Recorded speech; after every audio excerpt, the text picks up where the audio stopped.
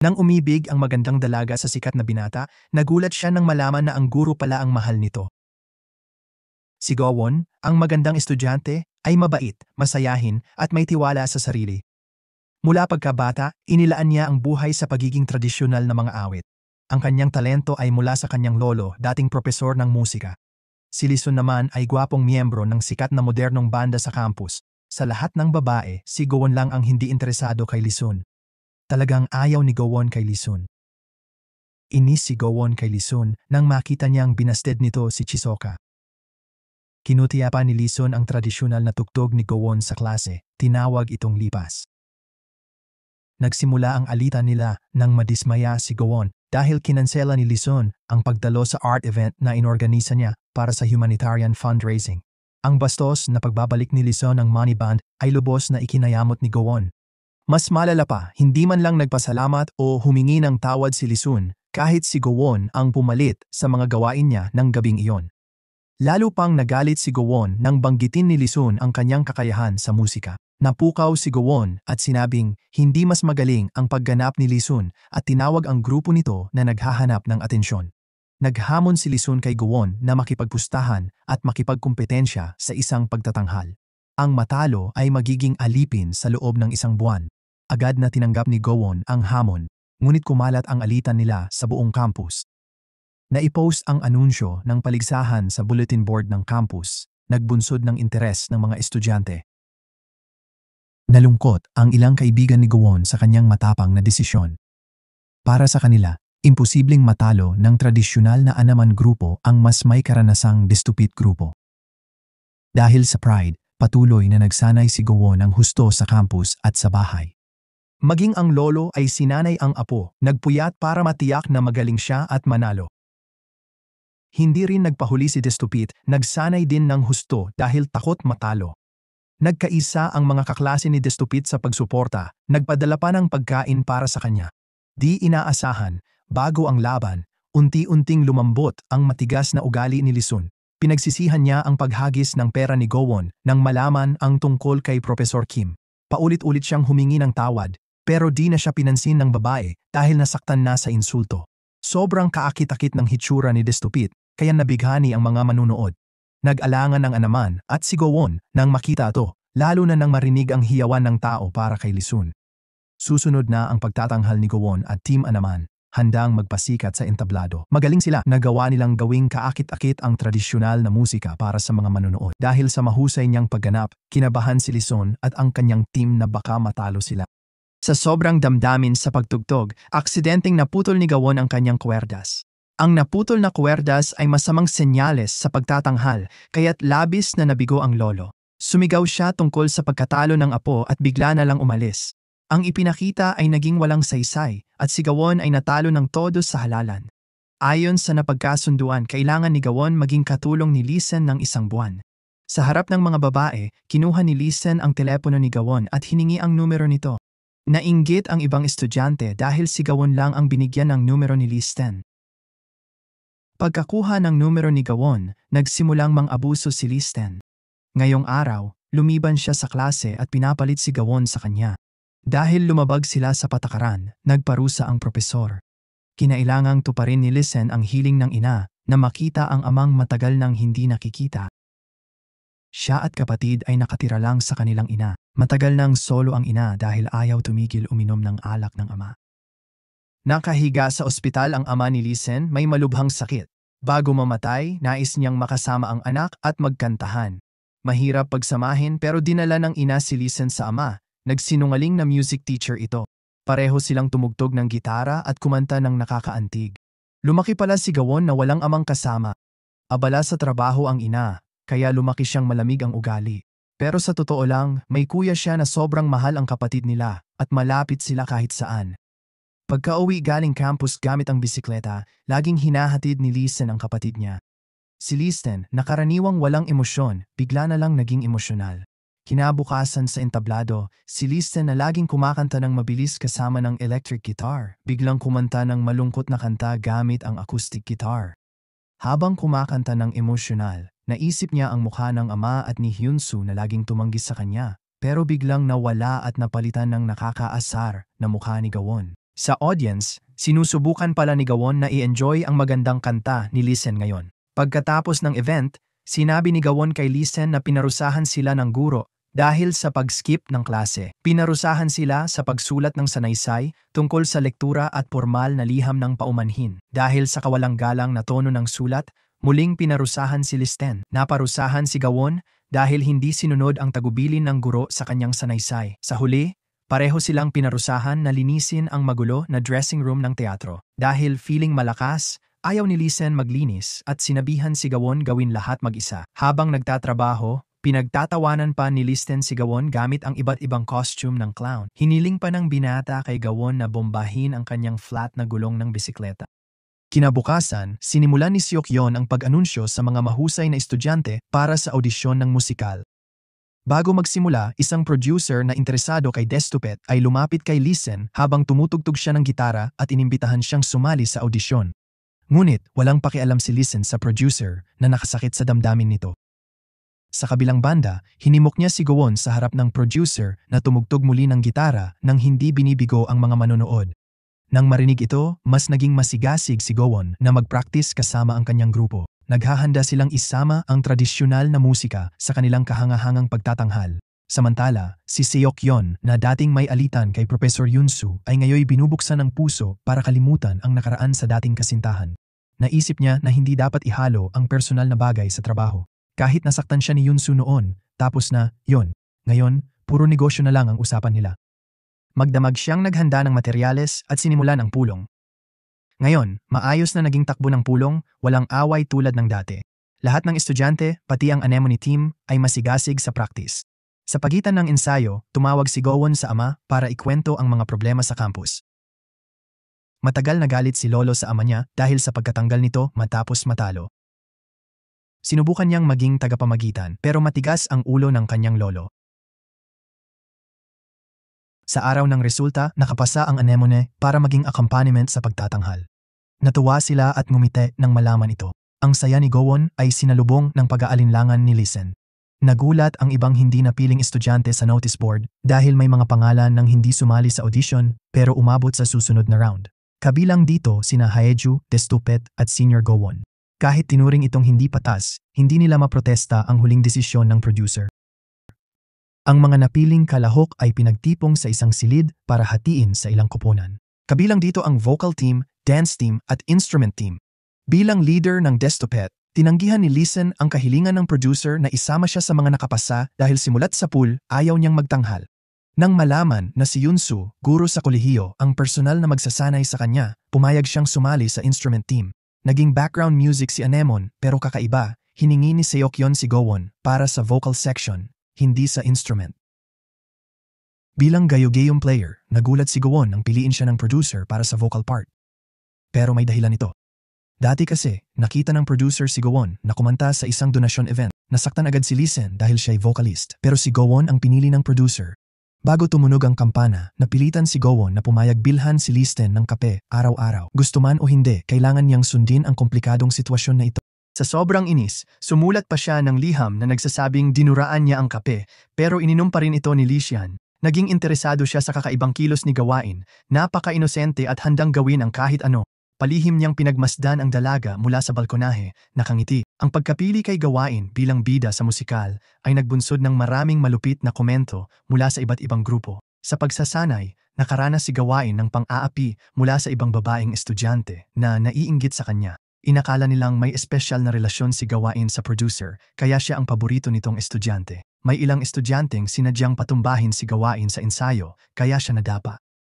Ayaw tanggapin ang paratang. Kaya nagkagulo sina Gawain, Haeju at 3 iba pang estudyante sa practice studio. Ang 5 babae nakatanggap ng parusa mula kay Sukyun, pagluhod, kamay na kataas at pagbilang hanggang 100, kahit medyo alanganin siya sa kakayahang gampanan ang pangunahing papel. Gayunman, patuloy na sumuporta si Sukyun dahil si Gawain lang ang angkop na karakter para ilarawan ang matigas na babae sa kwento. Di kalayuan sa pinagbibiruan ng dalawa, nagseselos pala ang guro sa kolehiyo na si Yeonsu nang makita ang dating kasintahan na malapit kay Gawain. Napaluha pa siya dahil matagal na ring hindi niya nakita ang ngiti sa mukha ng producer. Katulad din, nalungkot si Lisian nang malaman ang pagseselos ng guro sa kolehiyo sa producer na si Sukyun. Sa isip niya, patuloy siyang nagtataka, may nararamdaman pa kaya ang guro para sa dating kasintahan? Habang magulo pa ang buhok, sinubukan ni Haiju lapitan si Lisian para anyayahan sa tanghalian.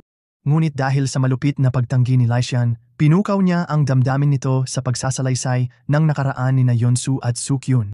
Dating magkasundo sila, pero iniwan ni Yeonsu ang producer para mag-aral sa New York. Mas walang pakialam si Lisian dahil ang bukas na pagtatanghal ay tungkol sa babaeng umalis para sa pangarap, ideya ng producer para sa nakaraan at paghihiganti kay Yeonsu. Dati walang interes, ngayon ay mas naging hamon sa kanya ang sumali sa pagtatanghal. Nagtaka ang mga kaibigan niya kung bakit biglang naging masigasig si Lisian sa mga ensayo. Akala ng iba dahil kay gawain, pero ang totoo'y para kay Yeonsu, ang guro sa kolehiyo. Matapang niyang ipinakita ang tunay na pagmamahal kay Yeonsu sa harap ni Sukyun at hiniling na tigilan ang paglalaro sa damdamin niya.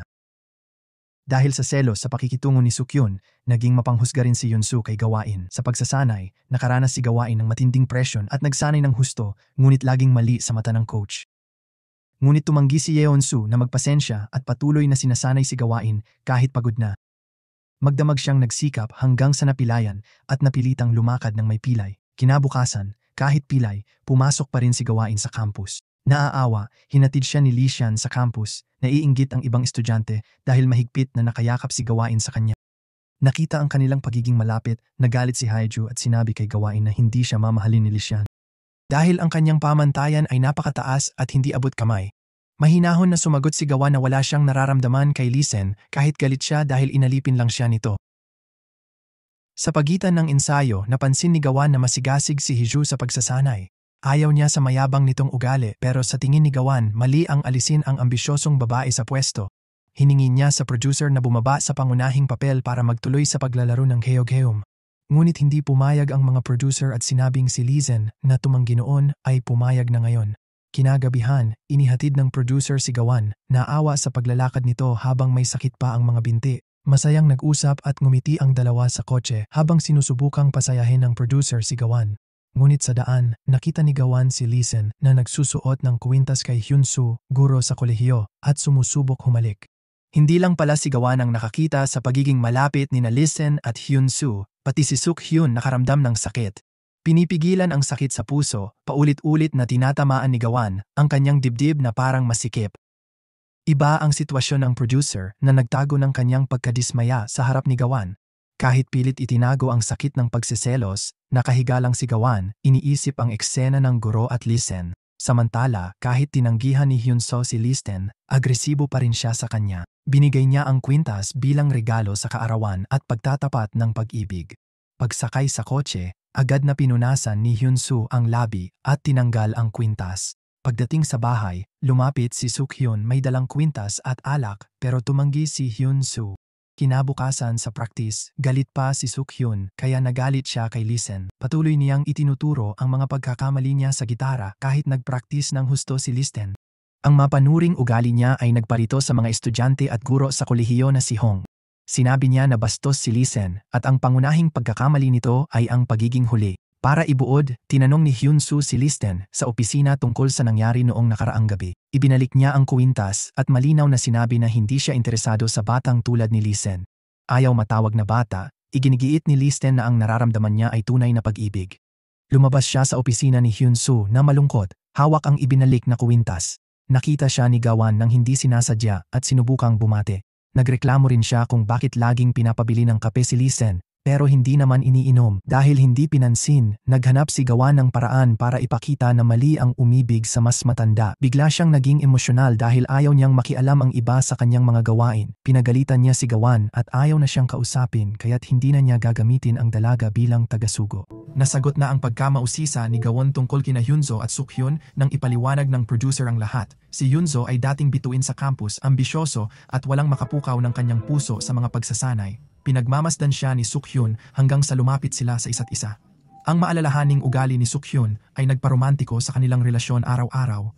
Ngunit dahil sa isang pangarap na mas mahalaga kaysa pag-ibig, naghiwalay din sila sa huli.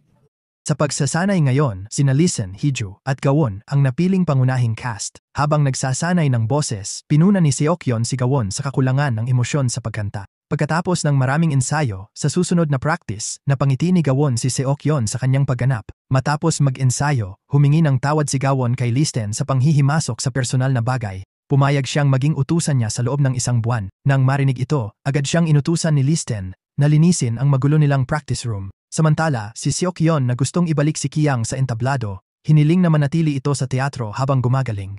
Kahit ambisyoso si Kyang, sa huli nabuksan ang puso niya nang mapanood ang kahanga-hangang music video noong nakaraang taon. Bagamat hindi pa matatag ang binti, nangako si Kyang na babalik sa entablado kapag gumaling na ito. Kumanta pa siya sa cafe ni Destupit bilang bokalista na humanga sa mga manonood. Matagumpay na nalagpasan ang pesimismo ni Kyang. Ngumiti si Seokyeon, nasisiyahan sa kanyang pagtatanghal. Maging si Hiju, na noon pa'y galit kay Kyang, ay bumigay din nang makita kung gaano siya nagsikap bumalik sa entablado. Pinagsisihan niyang naging hadlang siya sa karera ni Kyang sa mahabang panahon. Samantala, balak ng ina ni Listen na lumipat sa mas tradisyonal na tahanan. Lumipat pala sila sa bahay na malapit sa tirahan ni Lolo Yuen. Pagkatapos ng gabi ng ensayo, si Seokyeon na nagiinit sa selos ay nagmadali upang makita si Yunsu sa silid ensayo ng balet. Inamin niyang mahal pa rin niya ng lubos si Yunsu at hindi niya ito kailanman makakalimutan. Ganon din pala ang nararamdaman ni Yunsu at nagyakap ang dalawa. Nangako rin silang mamahalin nila ang isa't isa tulad noon. Di inaasahan, tiningnan ni Listen ang eksena ng may malungkot na ekspresyon. Ipinahayag ni Listen ang kanyang kalungkutan sa pamamagitan ng pagsigaw habang nagbibisikleta. Kinaumagahan, dumating siya sa campus. Nakita ni Listen sina Guro Yunsu at producer Seokyeon na magkalapit sa campus. Dahil dito, lalo pang nanlumo si Listen. Itinapon niya ang regalong kwintas ng guro sa parang. Tinanong ni Listen si Yunsu kung bakit siya sobrang humanga sa producer. Nilinaw ni Yunsu na talagang mahal niya ang lahat tungkol sa producer. Bumili si Gawon ng kape para kay Listen pero di niya ito nakita. Hindi pala pumasok si Listen sa klase at di rin nag-ensayo sa team. Hinayaan siya ng Destupit kapag gusto niyang mapag-isa. Kahit naalala ang nangyari, naawa si Gawon dahil iniwan siya. Sinubukan niyang pasayahin si Listen kahit galit ito. Buong araw siyang naghanap kay Listen, lumiban pa sa klase.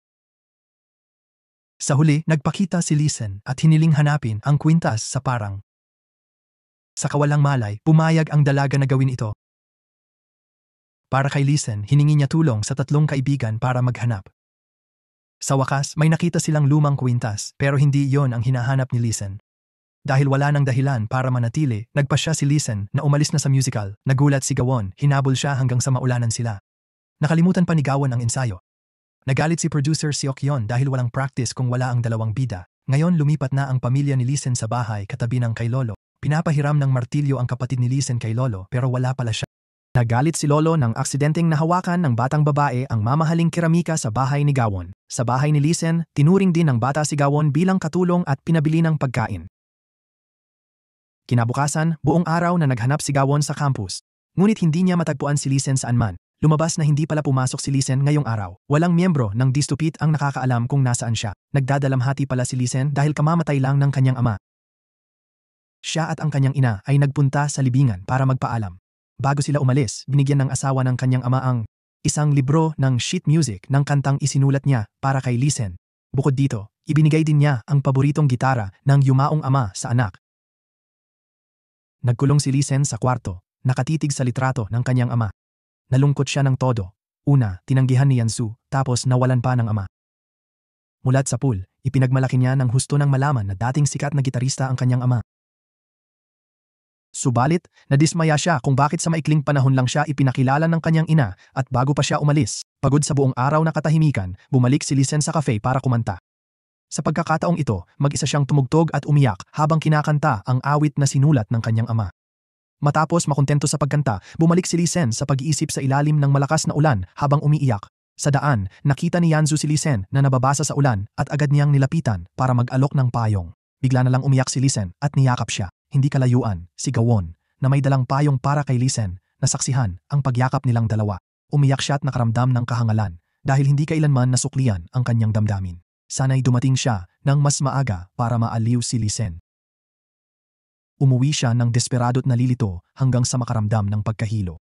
Sa kabilang banda, si Listen na nawalan ng sigla sa buhay ay nagsisimulang mapagtanto na ang pagmamahal niya kay Yansu ay isang pagkakamali. Naunawaan niya nang sabihin ng kanyang ina na maaaring mabuhay ang babae sa lalaking hindi niya mahal, ngunit hindi siya mapipilitang maging tunay na masaya. tulad ng naranasan ng ina niya nang pakasalan ang kanyang ama at iwanan ang dating kasintahan.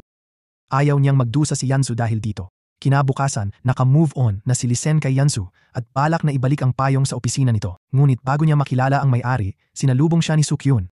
Ngayon, mainit siyang bumati at nakiusap sa producer na alagaan si Yansu ng buong puso at huwag siyang biguin. Bukod sa pag-move on kay Yansu, nagsimula ring magbago ang ugali ni Lisen mula sa pagiging malamig tungo sa pagiging masayahin at palakaibigan sa mga kaibigan ni Gawon. Marahil, ito na ang simula ng damdaming tinatawag na pag-ibig. Naawa siya at binuksan ang puso nang malaman na buong araw nagsikap si Gawon kahapon para hanapin ang nawawalang kwintas. Isang babaeng lektor, si Lisen, at koponan ng Eman ang naghalo ng tradisyonal at modernong musika. Walang alinlangan, nagtulungan sina Lisen at Gawon sa aklatan para humanap ng sanggunian para sa kanilang pagtatanghal. Lalo pang tumibay ang kanilang pagkakaibigan matapos ang kaganapan. Karaniwan, ayaw sumama ni Lisen sa iba para kumain, pero ngayon kumain siya kasama ang koponan ng Eman sa barbecue restaurant. Habang masaya silang kumakanta, nalaman na may sakit pala sa tiyan si Gawon at nanghihina dahil sa ulan kahapon. Mabilis na tinulungan ni Lisen si Gawon sa banyo at tila nagkasundo sila pa uwi. Samantala, si Sukhyun, na ngayon ay gumagalang sa desisyon ni Taejin, ay nais magkaroon ng bagong audition para sa pangunahing cast ng musical. Sa pulong, binago niya ang dating tema at gumawa ng bagong konsepto tungkol sa tatsulok at atomic nuclei. Inimbitahan niya ang press council para palawakin ang proyekto at gawing mas masaya ang event. Bago magsimula ang audition, inanyayahan niya si Gawon na magkape.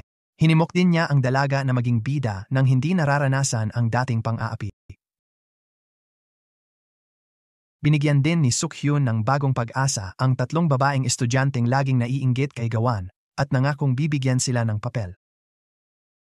Lubos silang nagpapasalamat sa pagkakataong ibinigay ng producer.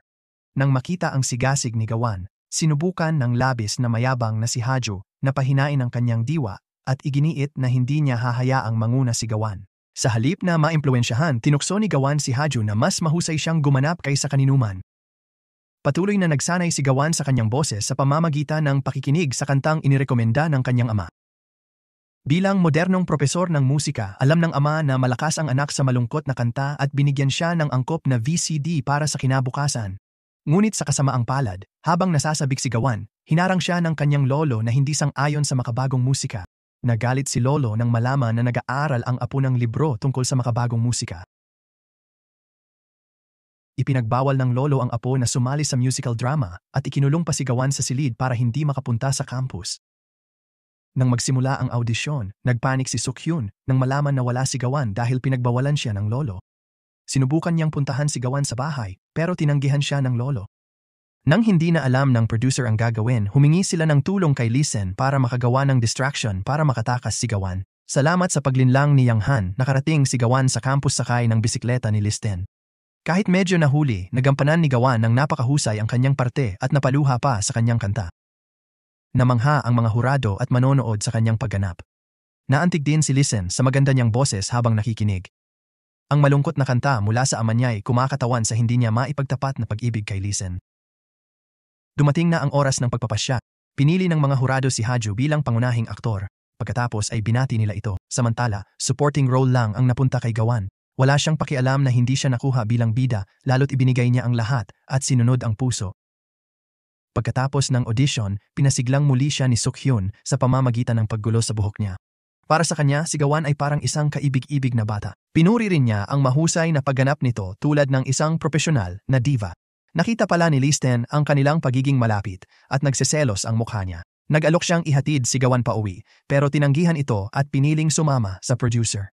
Ayaw iwanan si Gawon kaya sumakay na rin si Listen sa kotse at sumamang umuwi.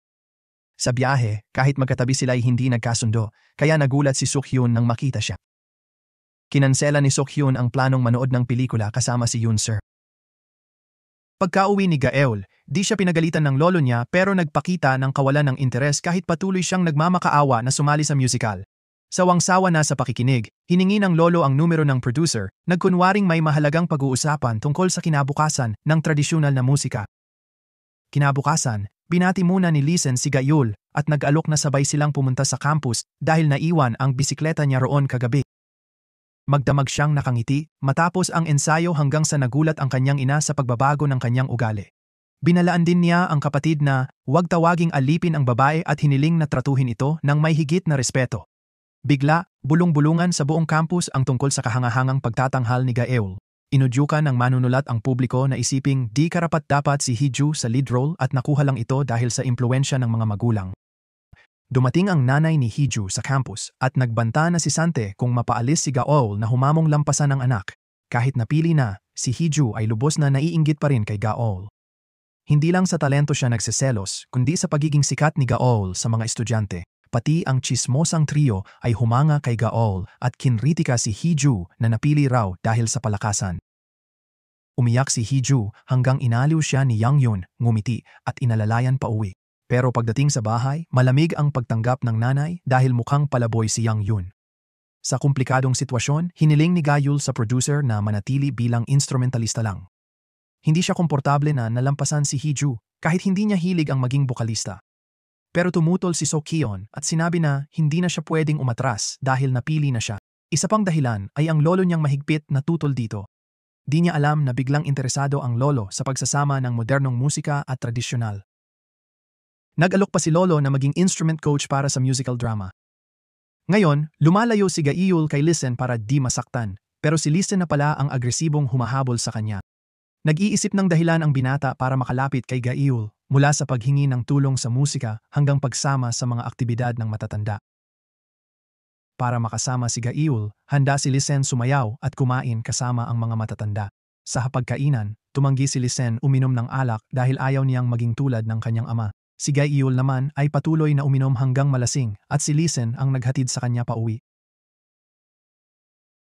Hindi pa rin ito natapos doon. Hiniling ni Listen na mag-practice sila ng musika hanggang gabi. Bago matapos ang training, sinorpresa ng Anemone at Stop It si Gaeul ng birthday party. Lahat sila, kasama si Listen, ay tila masayang-masaya. Ngunit naputol ang saya nang mahulog si Gaeul sa hagdan at napilayan. Nahulog ang dalaga dahil bigla siyang nagulat. Nangyari ito nang batiin siya ni Listen ng happy birthday nang may ngiti. Dahil sa guilt, agad siyang dinala ni Listen sa ospital at nais manatili sa tabi niya. Di nagpatalo producer So-kyeon gustong alagaan si Gaeul at samahan siya. Sinabi niya kay lolo na magpahinga na lang sa bahay. Nang magtalo sila kung sinong mag-aalaga kay Gawan, di pinayagan ng nurse na manatili ang sinuman sa kanila dahil di sila kapamilya. Kinabukasan, naghahanap pa rin si Listen ng dahilan para makita si Gawan. Sinabi niyang masyadong komplikado ang buod ng tinuturo niya, kaya humingi siya ng pagtuturo hanggang maintindihan niya ito ng husto. Kahit dati nagkagusto si Gawan kay Listen, ngayoy malamig at matalas siya sa kanya, kaya hindi komportable si Listen. Naramdaman ng binata na nawala ang atensyon ni Gawan na napakahalaga sa kanya. Bumisita ang mga miyembro ng DS2IT at Anemone, may dalang pagkain. Nagulat sila nang makita si Listen sa ospital. Pero nagawa ni Listen na magpaliwanag na nag-aaral siya ng tradisyonal na musika. Inanyayahan nila si Gawan na magsaya sa pamamagitan ng paglalaro ng paputok. Nahuli ng seguridad ang ingay ng mga estudyante, kaya napilitang tumakbo sila para di mahuli. Mabilis na itinulak ni Listen ang wheelchair ni Gawan at inilayo siya. Habang nagkalat ang lahat, sina Gawan at Listen na lang ang naiwan. Si Listen, na namimiss ang masayang Gawan, ay lumuhod at humingi ng tawad. Gusto niyang maging katulad ng dati si Gawan, hindi ang walang emosyong Gawan ngayon. Imbes na maantig, nasaktan si Gawan at inakusahan si Listen na nilalaro ang damdamin ng babae. Para sa kanya, si Listen ay playboy, na nanliligaw lang dahil akala niya'y perpekto siya. Nagkatampo ang dalawa at muling hindi nagkasundo. Bago pumunta sa campus, dumaan muna si Listen sa ospital. Kahit walang emosyon si Gawan, gusto pa rin niyang makasama ito. Di pumasok si Gawan. Si Hee-ju naman ay pinuna ng propesor dahil walang emosyon. Umasa lang siya sa ambisyon at katayuan para maabot ang posisyon niya. Ipinakita ni producer Seok-hyun kung paano kumanta ng may damdamin, hindi lang sa boses. Nang marinig ang magandang boses ng producer, naalala ni Listen si Gawan na absent dahil may sakit. Lalo pang uminit ng kutyain ng chismosang trio ang matigas na anyo ni Hee-ju hanggang sa magalit ito. Bilang coach, pinayuhan ni Seok-hyun si Hee-ju na magpakita ng malalim na pagmamahal sa bawat pagtatanghal. Ngunit nahihirapan siya dahil hindi pa siya nakakaranas ng totoong pag-ibig. Ang ginagawa niya ay naghahanap lang ng pagkilala. Para umayos ang pagganap, hiningi ni Hee-ju kay Gawan na turuan siya kumanta, may bayad kung lihim lang. Kinabukasan, inanunsyo ng campus ang management trainee event sa beach sa loob ng 2 araw. Tuwang-tuwa sila sa pagtanggap, pati si Gawan, na gustong umalis agad sa ospital para sumali sa event. Nang bisitahin si Gawan sa ospital, tinukso siya ni Seok-hyun, pinisil ang kanyang pisngi. Ayaw niyang iwan si Gawan sa ospital habang nagsasaya ang mga kaibigan niya. Sa huli, pinilit ni Gawan sumali kahit pinipigilan siya ng lolo niya dahil hindi pa siya magaling. Pagbalik ni Gawan sa bahay, gumaan ang loob ni Lisen at nakilala niya ang ama at lolo nito. Sa wakas, nakilala ng ama ni Gawan ang binata na nagpaibig sa kanyang anak na babae. Sa totoo lang, curious siya sa taong tinatawag na narcissistic prince. Para makuha muli ang simpatya ni Gawan, nakikinig si Lisen sa kwento ni lolo tungkol sa klasikal na musika. Sa event, si Tae-jun, guro sa kolehiyo, ay lihim na nagbabalak ng masamang plano para pabagsakin si Seok-hyun at alisin sa kanyang tungkulin sa universidad. Sa utos ni Hee-ju, ina, nangongolekta si Tae-jun ng impormasyon tungkol sa iskandalo ni Seok-hyun sa industriya. Natuklasan niya na si Seok-hyun pala ay naging hindi patas sa pangunahing aktor ng drama na kanyang ginagawa. Bigla na lang niyang pinalitan ito ng ibang aktor. Ikinalat niya ang chismis sa publiko para masira si Seok-hyun. Ilang guro sa kolehiyo ang hindi nakapunta sa training event ngayong araw. Sa bus, mukhang naiinis pa rin si Gawan at Lisen. Pero pagdating sa lugar, laging naghahanap ng paraan si Lisen para lapitan si Gawan. Nag-aalok siyang isama ang babae sa pamimili habang ang iba'y nagluluto sa dorm. Masigasig si Yunyan sa pagluluto, kasama si Hee-ju na napilitang sumali dahil sa drama. Hindi pa gumagaling si Gawan sa palengke. Nakaramdam siya ng sakit sa tadyang at naghanap ng gamot. Si Listen ay nalito sa paghahanap sa kanya. Nagalit siya kay Gawan dahil buong araw siyang nag-alala. Habang sumasayaw si Gawan, hinila siya ni Listen dahil masakit pa ang kanyang tadyang. Ayaw lang ni Listen na masaktan si Gawan, kaya nahiya ang dalaga. Patuloy na nagbigay ng pansin si Listen, sinundan niya si Gawan para sa dessert. Tinulungan niya si Gawan ng matisod at minasahe ang paa, pero pinili ni Gawan ang kaibigan kaysa sa kanya. Habang papalayo si Gawan, malungkot siyang nakatingin dito. Hindi lang pala ang mga estudyante ang nag-enjoy sa biyahe. Sina Seok-hyun at Yunsu, kahit nakansela ang date, ay nasiyahan sa hangin sa baybayin. Habang tulog ang lahat, si Gawan ay mag-isang nakaupo sa labas, tinatamasa ang hangin dahil di siya makatulog. Ganon din si Lisen, di makatulog dahil iniisip si Gawan. Pinayuhan niya si Gawan na magpahinga, mag-ingat sa kalusugan, at huwag masyadong magpagod. Nagdahilan ng babae na nalulungkot sa masamang panahon, pero gusto talaga niyang maglaro sa beach at manood ng shooting star. Bigla, hinawakan ni Lisen ang kamay ni Gawan, nagsabing kung may shooting star, sana bumalik si Gawan sa dating maalalahanin sa kanya. Pinag-iisipan pa rin ni Gawan ang sinabi ni Lisen, hindi sumasagot. Bago umalis papuntang campus, naghintay si Lisen sa gate para yayain si Gawan kumain ng ice cream bago magklase. Tuwing gusto niyang magsabi ng nararamdaman, laging naaabala ng tawag ng kaibigan ni Gawan. Sa gitna ng practice, malakas niyang tinugtog ang gitara para makuha ang atensyon nito. Lumabas na ayaw pala ni Gawan tumingin dito kahit na ang ibang babae ay talagang na-impress. Pagdating ng producer, sinabi niyang hindi dapat masyadong malayo si Gawan sa bida kahit backup lang siya. Nakita ang tensyon ni Gawan at Hee-ju, inimbitahan sila ng producer na magkape para magkabati at maayos ang event. Kahit galit sila, napipilitang magbati sa harap ng producer. Habang nagkakape, inaasar ni Hee-ju si Gawan dahil hindi makapag-diet. Laging sumusunod si Hee-ju sa mahigpit na diet para sa kanyang hitsura. Samantalang si Gawan ay laging tapat sa sarili. Sinubukan ng producer na mamagitan at hindi pumanig. Sang-ayon siya kay Hee-ju sa pagpapanatili ng hitsura ng artista. Ngunit hindi niya sinang-ayunan ang labis na pagpapapayat nito. Pagkatapos, inanyayahan ni Gowon si Lisen na mamili. Nagulat ang anemone sa chismis ni Gowon at Lisen sa ice cream shop. Pumunta si Lisen sa bahay ng lolo para makinig ng kwentong musika. Masakit ang paa niya pero handa siyang maghintay kay Gowon. Ngunit dumating din si Gowon para magbigay ng t-shirt kay lolo. May napakagandang ideya siyang naisip. Sinabi niya kay Gowon, pakinggan mo ang kwento ng lolo niya at anyayahan si Gowon na lumabas. Natuwa si Lisen na makasama si Gowon ng walang abala. Sa wakas, nakapag-sorry siya sa mga ginawa niya noon na nagpahirap kay Gowon at nangakong magiging mabuting kasama nito. Pareho silang ngumiti habang nagpapatugtog ng musika sa cellphone. Nang walang pag-aalinlangan, hinawakan ni Lisen ang kamay ni Gowon sa harap ng lahat na nagdulot ng ingay sa buong campus.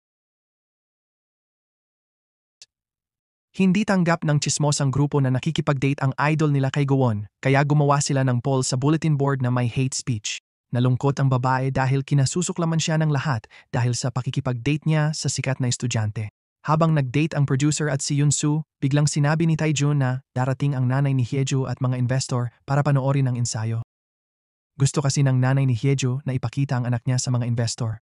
Sa kasamaang palad, di nakadalo ang anak niya dahil abala sa tanghalian sa bubong kasama si Yang Yan. Agad hiniling ng producer kay Gowon na palitan si Hyeju sa pagharap. Si Lee Sen, nakita ang lungkot sa mukha niya, agad nag-udyok sa kanya na gawin ang makakaya. Di inaasahan, ang pagganap ni Gowon ay humanga sa lahat ng mga investor. Pero nagalit ang ina ni Hyeju dahil hindi ang anak niya ang nakatanggap ng papuri. Nang mabasa ni Hyeju ang mensahe, tumakbo siya sa entablado pero tapos na ang event. Sinampal siya ng ina nang makita kasama si Yang Yan dahil sa kahihiyan. Ayaw mawala muli ang anak sa entablado, ina ni Hyeju, dating tiwala sa anak, humingi kay Taejun na ilabas iskandalo ng producer at ibagsak si Gowon. Sa magaling na pagganap, pinuri ng producer si Gowon at ginulo ang buhok niya bilang pagmamahal. Nagselos si Lee Sen sa closeness nila, itinulak ang kamay at pinagbawal ang producer na hawakan ang girlfriend niya. Habang lumalaki ang anak na babae kay Lee Sen, nalaman ng ama na anak pala siya ng dating kasintahan. Sinadya niyang bumalik sa Seoul matapos mamatay ang asawa, umaasang mabuhay muli ang relasyon sa ina ni Lee Sen. Nang malaman na may gusto ang mga anak sa isa't isa, nag-alala siya't naisip na dapat humanap ng iba ang anak. Ngunit hindi siya mainit na tinanggap dahil walang balak ang ina ni Lee Sen na mag-asawa muli. Sa imbitasyon, hiniling ni Lee Sen kay Gowon na panoorin ang kanyang palabas sa Catharsis Cafe. Nang makita si Gowon sa audience, agad binago ni Lee Sen ang kanta mula mabilis patungo sa mabagal na tempo. Ang kantang ito ay nilikha ng ama at nagsasalaysay ng pagpapahayag ng pag-ibig ng isang lalaki. Pagkatapos ng kanta, bigla namang tinawag ni Lee Sen si Gawan sa malapit sa entablado. Sa harap ng lahat, hinalikan ni Lee Sen ang labi ni Gawan bilang pag-anunsyo na sila na nga. Nagalak ang mga manonood kaya nag-alala si Gawan na baka kamuhian siya ng mga fans ni Lee Sen. Maaaring mangyari yon bukas pero tiniyak ni Lee Sen na ligtas siya at walang manggugulo sa kanya. Bago pumasok sa gate, hinalikan ni Lee Sen ang noo ni Gawan kaya hindi ito nakatulog ng gabi. Kinabukasan, may ticket si Lee Sen sa 3D Art Museum mula sa nanay, plano yayain si Gawan lumabas. Pagdating ni Gawan, binati siya ni Lee Sen dahil may suot itong bagong damit na may tag pa. Para maganda sa boyfriend, bumili si Gawan ng bagong damit bago pumunta sa museo.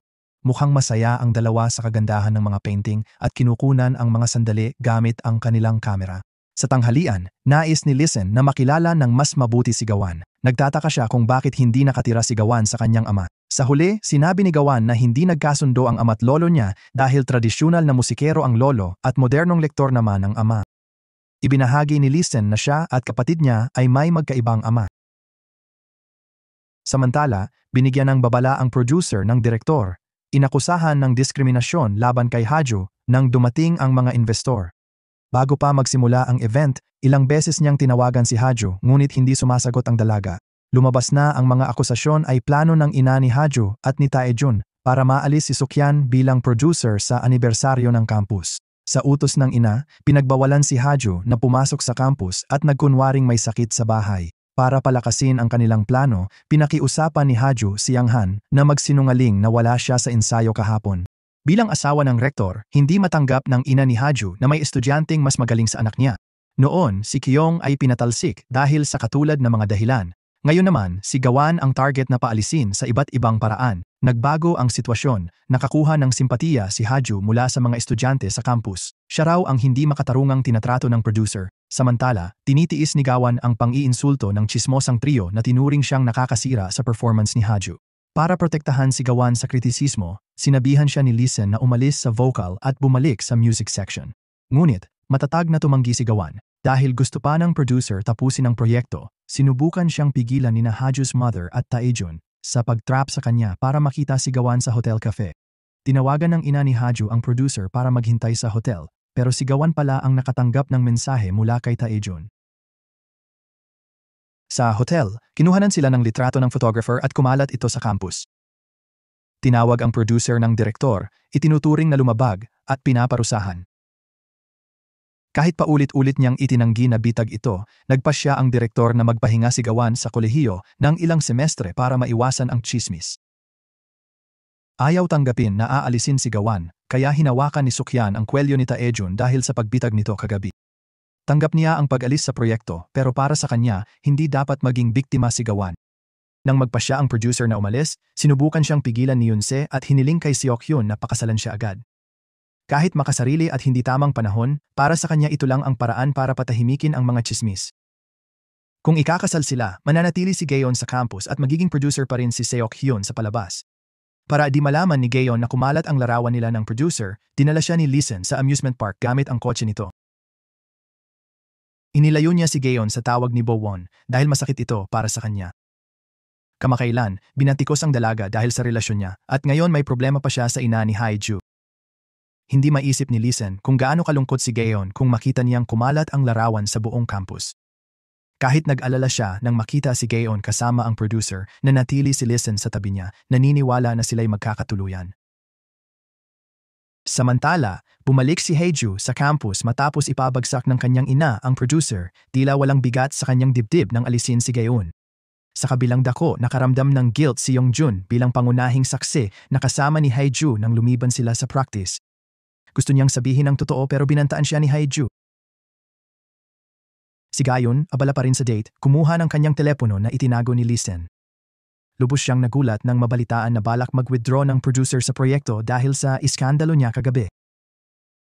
Dahil sa panic, nagmadali si Gaeon pabalik sa campus para linawin ang lahat. Pero pinigilan siya ni Lee Sen, sinabing inimbita siya sa date para iligtas siya sa masakit na katotohanan. Ayaw niyang malungkot si Gaeon, hiniling na umatras na lang kaysa makitang sumuko ang mga producer. Nang aalis na si Gaeon, hinawakan ni Lee Sen ang kamay niya at nagbanta na tapusin ang relasyon. Pero wala nang pakialam si Gaeon kung maghiwalay na sila. Sa wakas, niyakap siya ni Lee Sen at tiniyak na bahala na ang producer sa lahat. Sa huli, sumang-ayon si Gaeon na sundin ang sabi ni Lee Sen at nanatili sa kanya. Pagkatapos, bumili si Gaeon ng pares ng keychain na may manikang may gitara sa tindahan. Naglakad-lakad sila hanggang sa malapit ng gumabi. Nag-alala si Gaeon sa producer pero tiniyak ni Lee Sen na titingnan niya ito mamaya. Nalaman na lasing pala si Seokhyun sa Catharsis Cafe. Matapos makipagtalo kay Taejun, umalis siya sa universidad na galit na galit. Alam ni Yoonse na hindi emosyonal na tao si Seokhyun noon. Nakita si Seokhyun na lasing kaya tinawagan ng may-ari si Yoonse para iuwi siya. Kasama si Lee Sen na nasa cafe, dinala ni Yoonse si Seokhyun sa bahay niya. Kinabukasan, hindi na maalala ni Seokhyun kung paano siya nakarating kay Yoonse. Para makalma sa mga problema, pumunta siya sa palaisdaan at ayaw isipin ang palabas. Di tulad ng dati na laging kasama si Lee Sen, umalis si Gaeon ng maaga para makita si Seokhyun pero mukhang nagbitiw na ang producer kaya nalungkot ang lahat. Hindi magiging maayos ang ensayo kung wala ang producer. Nakita ni Yoonse na nalulungkot si Gaeon sa pagbitiw ni Seokhyun kaya inaliw niya ito at sinabing magpatuloy sa pagtatanghal para hindi mabigo si Seokhyun. Nang magbitiw si Seokhyun, si Taejun na ang naging producer ng musical drama. Tinanggihan ito ng mga estudyante dahil hindi ito propesyonal. Binago niya lahat ng inihanda ni Seokhyun, tinanggal pa si Gawain sa isang tungkulin. Dahil di sumali si Gawain, umalis na sina Stopit at Animin sa palabas. Si Gawain, labis na nalungkot, piniling umiyak sa attic. Nakaramdam siya ng guilt dahil sa kaguluhang ito. Habang naghahanap kay Gawain, hindi niya ito matagpuan. Pumunta si Lee Sen sa Broadcast HQ at kumanta ng love song para pasayahin siya. Nang malaman na nag-aalala si Lee Sen, bumaba si Gawain at nagyakap sila. Ayaw niyang malungkot si Gawain at hiniling na huwag lumayo sa kanya. Kahit wala na sa vocal roles, nagsasanay pa rin silang magtulungan. Biglang tumawag si Lolo, sinabihan si Gawain umuwi dahil may relasyon daw siya sa producer. Nagbanta si Lolo na ilipat si Gawain sa ibang universidad. Nag-alala sila pero pinakalma sila ni Lee Sen at nangakong poprotektahan si Gawain sa harap ng Lolo. Dahil sa pagsisinungaling, umiyak si Jianhong at lumuhod sa harap ni Gawain. Inamin niyang nagsinungaling sa mga propesor kahit siya ang nag-aya kay Haeju na laktawan ng ensayo. Nagalit si Lee Sen pero ipinagtanggol siya ni Gawain at Baun dahil nalungkot si Yang Yun at ayaw kumain. Sa harap ni Lolo, inamin ni Lee Sen na nagtutulungan sila ni Gawain sa tradisyonal at modernong musika. Si producer Seokhyun ang responsable sa palabas. Wala silang relasyon bukod sa trabaho sa entablado. Naunawaan sila ni Lolo pero hiningi niya kay Lee Sen na makinig sa kanyang mga kwento 1 oras araw-araw. Naisip ng binata na ipalit si Yang Yun sa kanya para makasama ni Lolo.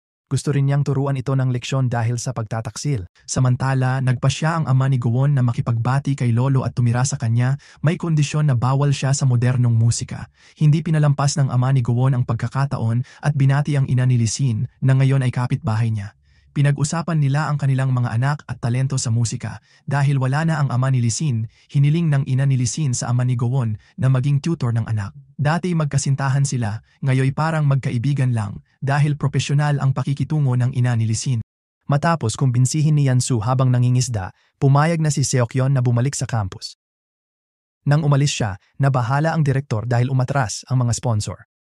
Masayang tinanggap ng mga estudyante ang pagbabalik ng producer sa campus. Habang papalapit ang event, si Seokyeon, hindi kontento sa performance nila, ay humingi sa mga estudyante na manatili sa campus ng ilang araw para makapag-ensayo ng 3 beses araw-araw. Sa gabi, matapos mag-ensayo, naglaro ang mga estudyante ng habulan ng multo. Ang mga lalaki ay gumanap na multo habang ang mga babae naman ay tagahuli ng multo. Dahil madilim ang buong campus, nag-alala si Lisin na baka matakot si Gawain. Inisyatiba niyang samahan si Gawain sa attic nang hindi na sumali sa laro. Sa kabilang banda, hindi makadalo si Haeju dahil masakit ang kanyang lalamunan. Sa vocal practice, nag-alala siya na baka pangit ang boses niya. Nang magpatingin siya sa doktor, tinangka niyang itago ang sakit niya sa kanyang ina.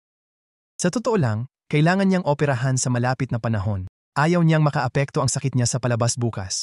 Lihim na binantayan ni Taejun lahat at sinabi sa nanay ni Haeju ang kalagayan niya.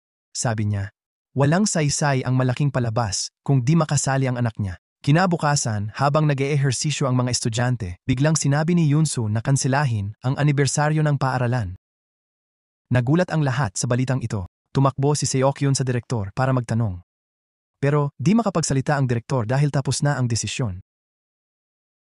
Kinausap niya pa rin ang nanay ni Hyeju dahil siya ang dahilan ng pagkansela. Iginiit ng babae na dapat kanselahin ang palabas dahil maraming problema mula pa sa umpisa. Sa galit, sinisi ni Seokyeon si Taejun. Akala niya kasabwat siya sa pagkansela dahil gusto niyang tanggalin si Seokyeon noon pa. Gayunman, itinanggi ito ni Taejun at iginiit na ayaw niyang mangyari yon.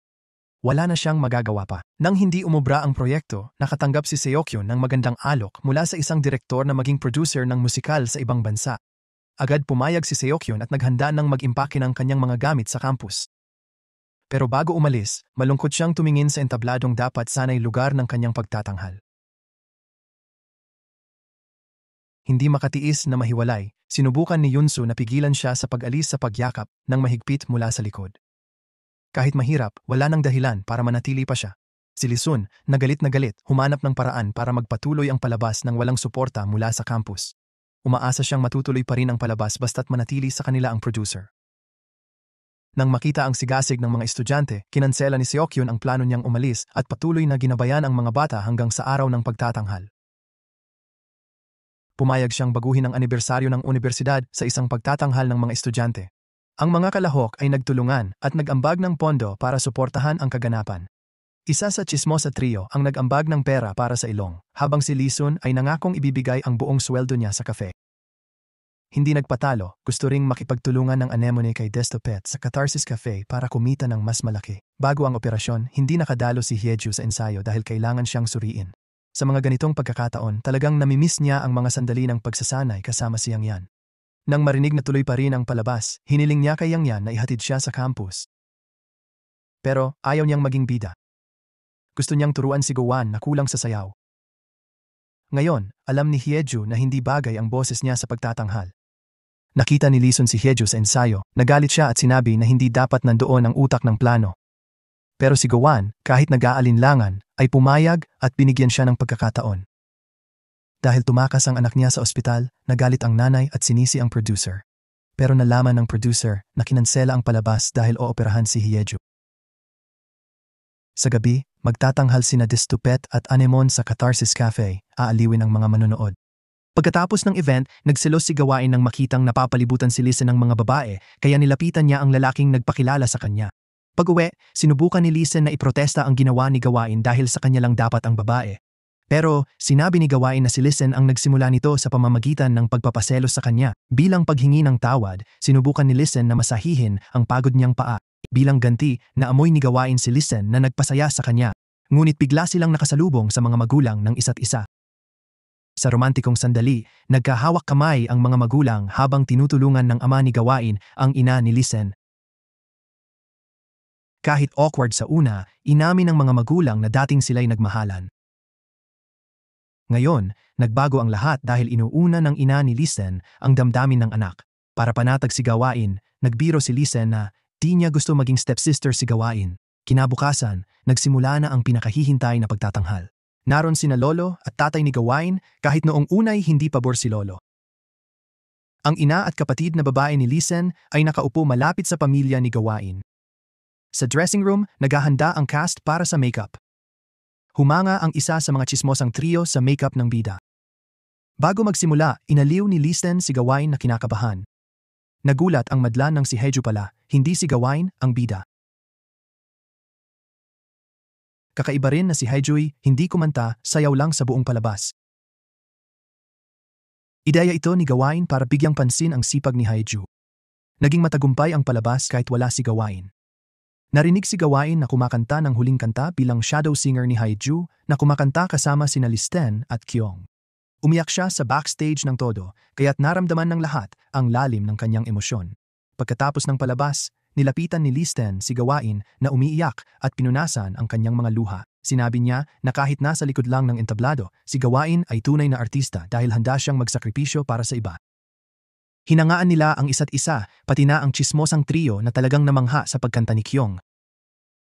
Dahil hinahangaan niya ito, balak ni Myeonsu na yayain siya at bigyan ng tiket sa sine. Pero di mapaghiwalay ang tsismosang trio kaya gusto rin nilang manood ng sabay-sabay. Bilang pagdiriwang ng tagumpay sa entablado, inimbitahan ng producer ang mga estudyante sa Catharsis Cafe. May nakakaantig na eksena nang nagkabati sina Gawain at Haeju at naglinis pa ng buhok ng isa't isa. Nang purihin ng producer ang hitsura nila para sa pagkilala ng publiko, dinala ng ina ni Haeju ang mga mamamahayag para i-cover ang anak.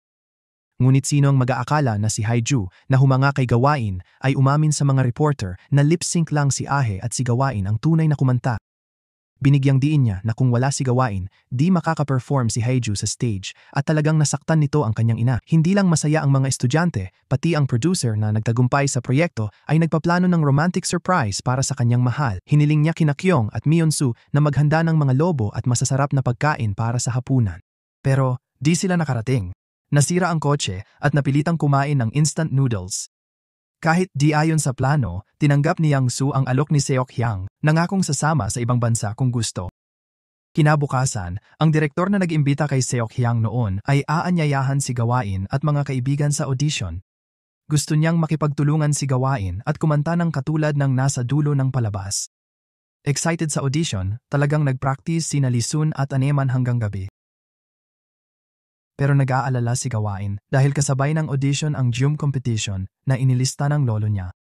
Habang nagsasanay sila, dumating ang galit na lolo sa studio at kinaladkad si Gawain palabas. Nagbanta siyang di papapasukin si Gawain sa kolehiyo at pinilit mag-practice ng geom hanggang umaga. Kinabukasan, handa na si Gawain kasama ang kanyang lolo na nakasuot ng hobak para sa kompetisyon ng geom. Ngunit pinili niyang tumakas dahil naabutan siya ni Lisun at inanyayahan siyang mag-audition. Habang nagmamadali, nadulas siya sa palda, kaya't si Lisun na tumutulong ay napinsala ang bukong-bukong. Dahil dito, hindi siya nakatugtog ng maayos sa gitara. Galit at nagtaksil, pinalayas ng lolo si Gawain, kaya iniwan siya ng ama sa bahay ni Lisun. Nang umalis ang ina at kapatid para mag-aral, naiwan sina Lisun at Gawain. Ipinakita ni Lisun ang kanyang silid kay Gawain. Binigay niya ang notebook ng ama kay Gawain, nangakong babawiin kapag naging sikat na gitarista. Bilang lalaki, sinubukan ni Lisun na halikan si Gawain sa labi. Ngunit, pumasok ang kapatid ni Lisun sa silid at nahuli sila. Sa kahihiyan, tumakbo si Gawain at lumipat sa mas ligtas na treehouse. Bago pa man tumira si Gawain sa ibang bahay, pinatawad na siya ni lolo. Nagmakaawa pala si tatay kay lolo, sinabing may talentong hindi dapat sayangin si Gawain. Sa lahat ng kalahok, si Gawain lang ang nakapasang solo singer. Di nakapasa ang Aneman at Lisun. Kahit hindi sila nakapasa, masaya pa rin sila sa tagumpay ni Gawain. Sa totoo lang, nag-aalala si Gawain kung mag-aaral siya sa ibang bansa, malayo kay Lisun. Pero sinabi ni Lisun na maghihintay siya at maniniwala pa rin. Nangako si Lisun na pagbalik ni Gawain, magiging sikat siyang gitarista. Ibinahagi niya ang magandang balita kay Guru Yang-soo at sa producer. Ipinagmalaki rin nila ito dahil nakita agad ng producer ang talento niya. Sa kabilang dako, binisita ng tsismosang trio si Haju matapos ang operasyon. Nagulat sila na si Yang Yan ay laging nakabantay, higit pa sa mga nurse. Sa panahon ng paggaling, humingi ng tawad ang ina ni Haju dahil sa labis na ambisyon na naging dahilan ng karamdaman ng anak. Sa harap ng nakababatang kapatid, hinimok ni Haju na kumain ng maayos para maging perpekto tulad ng gusto ng kanilang ina. Medyo nakakalungkot. Pero ganoon talaga ang ina ni Haju. Nang gabing iyon, iginiit ni Lee Sun na magtanghal sa catharsis kahit napilay pa ang kamay. Habang tumutugtog ng gitara, hindi niya maitago ang sakit at napaluhod sa entablado dahil sa hirap. Kahit nasasaktan, nagkunwari si Lee Sun na okay lang nang lapitan siya ni Gawain, producer at Yang-soo. Itinago niya ang sakit kay Gawain para hindi ito makaramdam ng guilt sa kanya. Bumalik siya at masigasig na nag-perform hanggang sa dulo ng event. Nang kumonsulta sa doktor, nalaman na malubha pala ang pinsala, apektado ang mga nerbiyos kaya kailangan ng operasyon. Para maiwasan ang paglala, iminungkahin ng doktor na magpa-opera si Listen, pero gusto niyang ipagpaliban hanggang susunod na buwan. Samantala, si Gawan na may guilt sa pinsala ni Listen ay nag-aalinlangan sa pag-alis niya para sa England ng 1 taon. Handa na siya at nagpaalam sa lolo, pero hindi siya pinansin nito, ayaw sa kanluranin at nakatuon na sa kapatid ni Listen na estudyante niya. Isang araw bago umalis, kinansela ni Gawan ang plano at humingi ng apruba sa direktor. Ayaw niyang makitang lumala pa ang kamay ni Listen. Hindi na siya makahawak ng baso nang hindi ito nahuhulog at nadudurog. Nahirapang pakawalan si Gawan si Listen, pero para sa kanya, mas mahalaga ang pangarap nito kaysa sa kanyang kamay.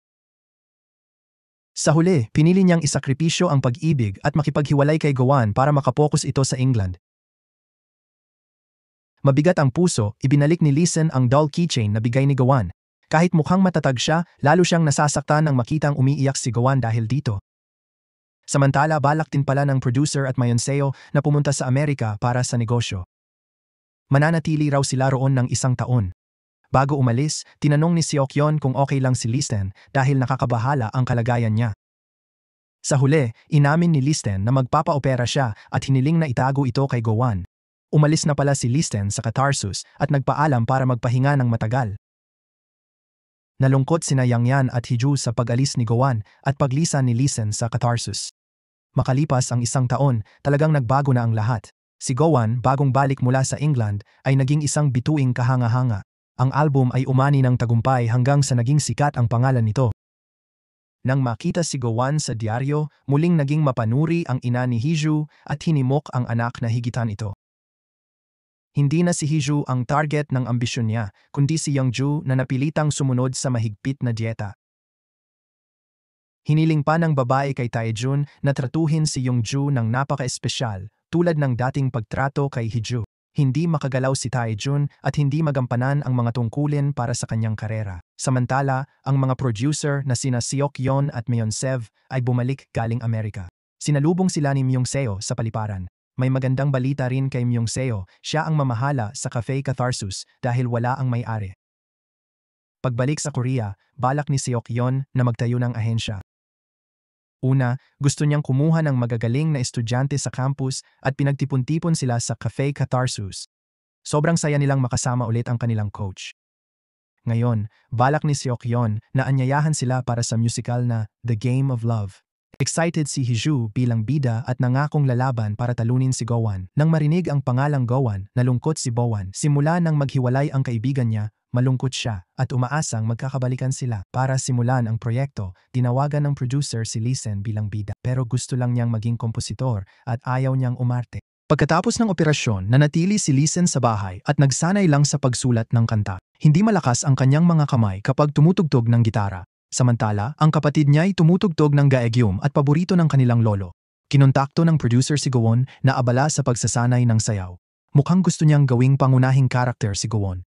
Ngunit ipinaliwanag din niya na iniiwasan ni Listen ang proyektong ito. Namimiss ni Gowon ito at gustong makasama muli si Listen sa isang proyekto. Kaya inimbita niya si Listen na magkita sila. Pero nasaktan siya sa malupit na pag-uugali ni Listen kaya uminom ng uminom. Sa huli, inuwi na lang siya ng kanyang ama dahil ayaw siyang sunduin ni Listen. Alam ng ama ni Gowon na mahal pa rin ni Listen ang anak niya. Hiniling niya na magkabalikan sila para di magsisi tulad niya. Pero binaliwala lang siya ni Listen. Samantala, nag-aalala ang producer sa paglayo ni Go-won at Lee-sen. Sinikap niyang pagbuklurin muli ang dalawa tulad ng dati. Inamin niya na sadyang itinago ni Lee-sen ang kalagayan para di mag-alala si Go-won. Nabigla ang dalaga nang malaman na naooperahan si Lee-sen habang siya'y nasa ibang bansa.